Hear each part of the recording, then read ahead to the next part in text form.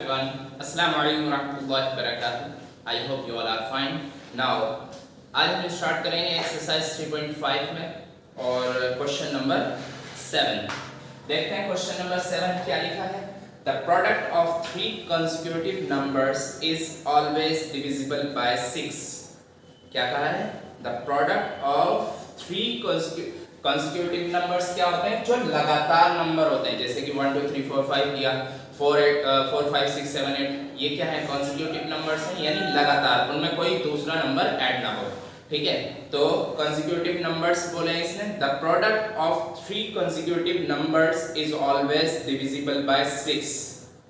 क्या कहा है? उन नंबर्स का प्रोडक्ट हमेशा 6 से डिविजिबल होगा, ये कहा गया है। ठीक है, verify this statement with the help of some examples. हमें क्या करना है? इस स्टेटमेंट को वेरीफाई करना है कुछ एग्जांपल्स की मदद से। चलिए देखते हैं क्वेश्चन नंबर 6 को, और हम कोई भी 3 नंबर्स ले लेते हैं, जैसे कि ले लेते हैं हम 4 5 एंड 6। क्या करना है? इनका तीनों का प्रोडक्ट यानी मल्टीप्लाई करनी है हमें, और अब देखते हैं क्या निकल कर आता है। 4 5 जा 20 और 26 जा 112। क्या 112 6 से डिविजिबल है? देखते हैं। 6 2 जा 12 एंड यस 6 से डिविजिबल है। नेक्स्ट देखते हैं। चलिए 1 मल्टीप्लाई 2 मल्टीप्लाई 3 ले लेते हैं, तो क्या ये 6 से डिविजिबल होगा? 1 2 जा 2 एंड 2 3 जा 6, यस 6 से डिविजिबल होगा। चलिए और एग्जांपल्स देख लेते हैं, तो ये भी क्या है? 6 से डिविजिबल है। अब हम 2 मल्टीप्लाई 3 मल्टीप्लाई 4 ले लेते हैं। 2 3 जा 6 6 4 जा 24 24 6 से डिविजिबल है, यस। इसका मतलब हम कह सकते हैं जो स्टेटमेंट लिखा है वो क्या है? सही है। हमने कुछ एग्जांपल्स लिए हैं, और भी एग्जांपल्स ले सकते हैं, जैसे कि 3 multiply 4 multiply 5 is equal to 3 4 जा 12 एंड 12 5 जा 60, और 60 क्या है? 6 से डिविजिबल है। तो इट मींस जो स्टेटमेंट लिखा हुआ है वो क्या है? एकदम करेक्ट है। अब जरा सोचिए, ये हमने समझ तो लिया क्या कि ये स्टेटमेंट एकदम करेक्ट है, बिल्कुल जो लिखा है वो हमने वेरीफाई भी कर दिया, एग्जांपल्स भी दे दिए। अब जरा सोचिए कि ये ऐसा हो क्यों रहा है, वजह सोचिए इसकी, कि इसमें आखिर ऐसा क्या है जिसकी वजह से ये बार-बार 6 से डिविजिबल हो रहा है। देखिए, हर 3 नंबर के बाद, सॉरी हर 2 नंबर के बाद तीसरा नंबर जो होता है वो 3 से डिविजिबल होता है। फॉर एग्जांपल हम नंबर्स लिख लेते हैं।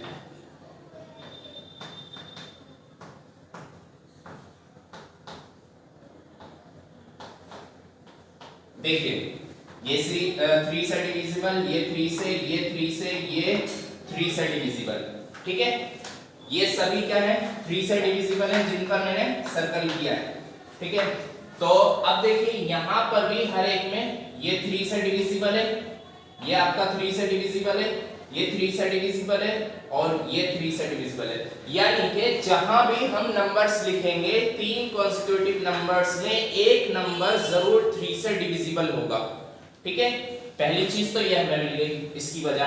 और दूसरी वजह यह है, सारे नंबर्स में से एक नंबर जरूर क्या होगा? इवन नंबर होगा। इवन नंबर होगा तो जाहिर सी बात है वो 2 से डिविजिबल होगा। जब हमारे पास 3 और 2 का क्या है? फैक्टर मौजूद है, यानी कि 2 भी है और 3 भी है, 3 है 2 है, यहां पर 3 और 2 दोनों ही मौजूद है, क्योंकि इसको अगर हम डिवाइड करते हैं 6 को, तो 2 और 3 इसके फैक्टर्स आएंगे। इट मींस हमारे पास 2 और 3 के फैक्टर्स मौजूद हैं, तो इट मींस जो भी हमारा प्रोडक्ट बनता है, जो भी हमारा प्रोडक्ट बनकर आएगा वो क्या होगा?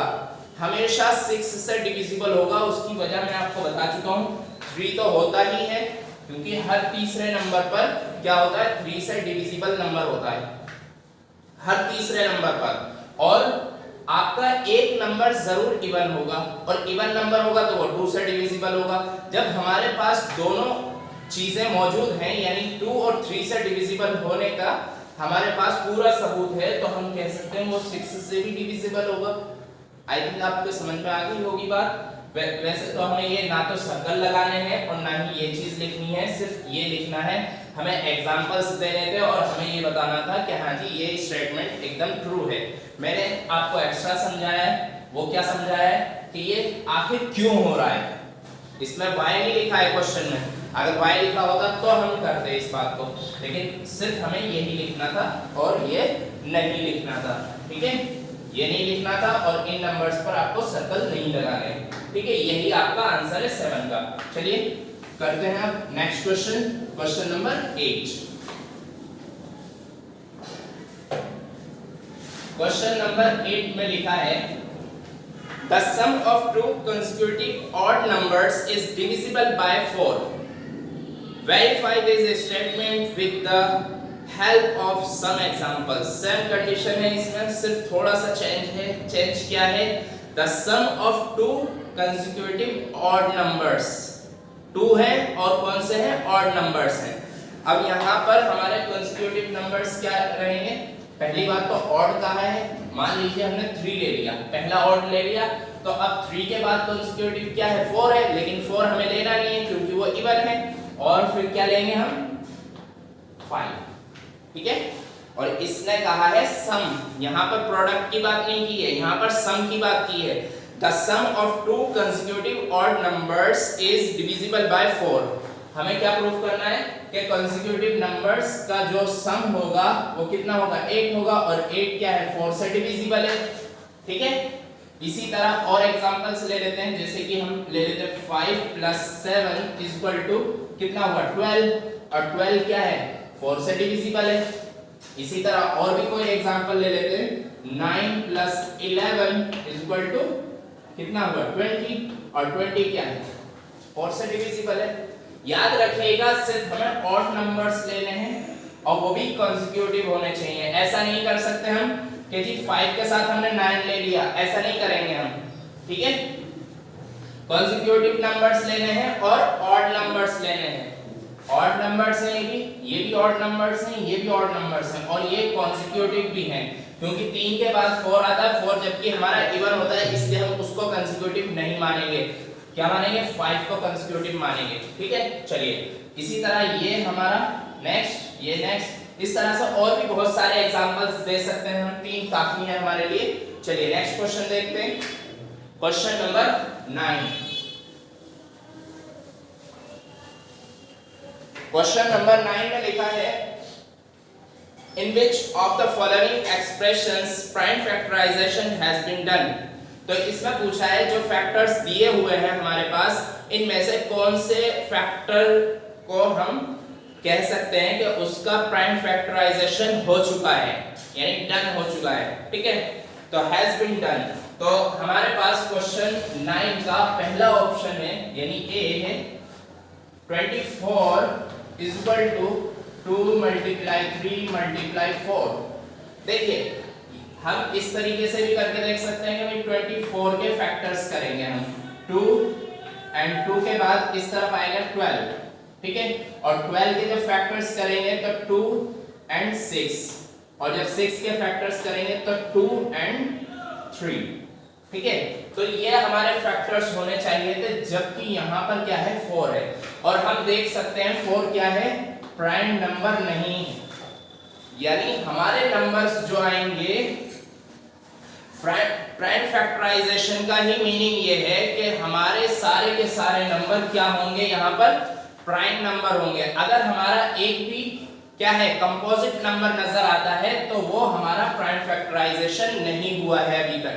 ठीक है, तो हमें इसको क्या लिखना चाहिए था? 2 × 2 लिखना चाहिए था, जिससे कि ये हम कह सकते हैं कि ये प्राइम फैक्टराइजेशन हो चुका है। बात समझ में आ रही है? चलिए देखते हैं, एक बार और समझ लेते हैं इस बात को। प्राइम फैक्टराइजेशन का मतलब होता है हमारे सारे नंबर्स जितने भी फैक्टर्स किए गए हैं वो सभी नंबर्स हमारे प्राइम नंबर्स होने चाहिए।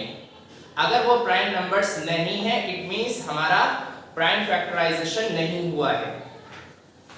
तो ये क्या है? प्राइम नंबर नहीं है, और ये क्या है, कंपोजिट नंबर है। कंपोजिट नंबर होने की वजह से हम कह सकते हैं कि नो। आंसर क्या रहेगा, नो। रीजन, क्योंकि हमारे प्राइम फैक्टर क्या है, ये है। ठीक है, तो आप चाहे तो इस तरह पूरा लिख सकते हैं, चाहे तो आप डायरेक्ट भी आंसर लिख सकते हैं कि नो, क्योंकि ये क्या है, for is composite number.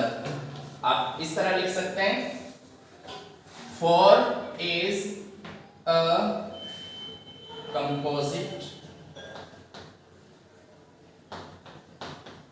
Number, that's why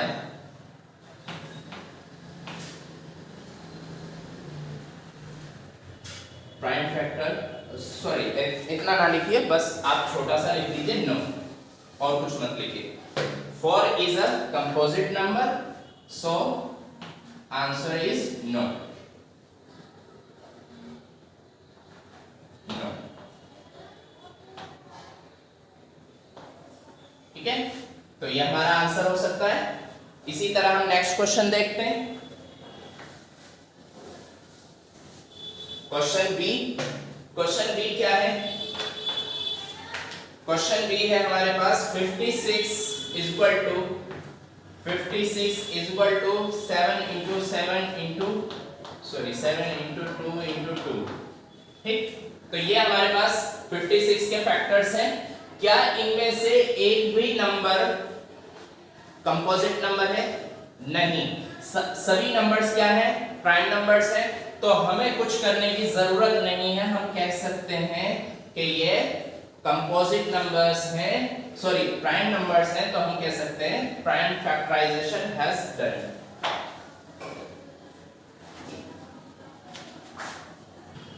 तो हम डायरेक्ट लिख देंगे सिर्फ यस और बस, इनफ।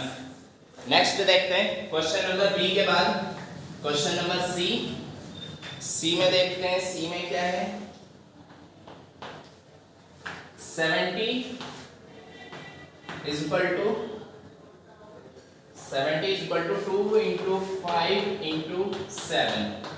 क्या इनमें से कोई भी कंपोजिट नंबर है?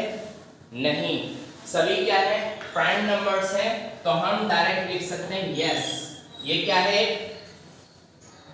ये है prime factorization has been done, यानी इसका प्राइम फैक्टर हो चुका है, यानी सही तरीके से हमने इनके फैक्टर्स किए हैं और ये सभी क्या है, प्राइम फैक्टर हो चुके हैं इनके, यानी 70 का प्राइम फैक्टर्स क्या होगा, यही होगा।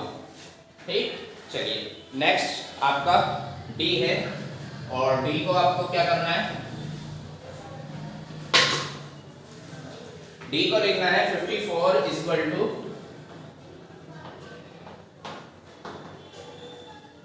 2 इंटू 3 इंटू 9।